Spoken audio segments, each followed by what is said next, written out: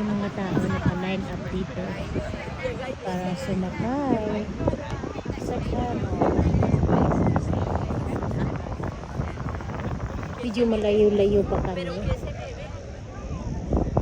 malayo-layo pa kami. Ayan, tumatayo na yung mga mga camel.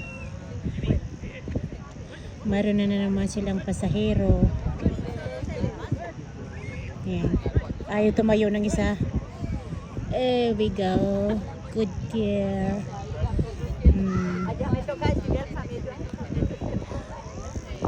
So ready na naman sila sa paglalakad. And then, marami ng tao na naka-line up, nag-aantay sumakay ng camel dyan.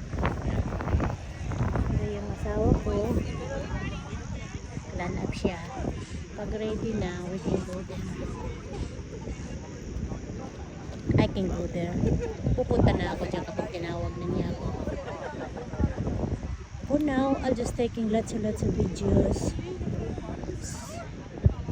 So we are in the desert, and of course in the holiday.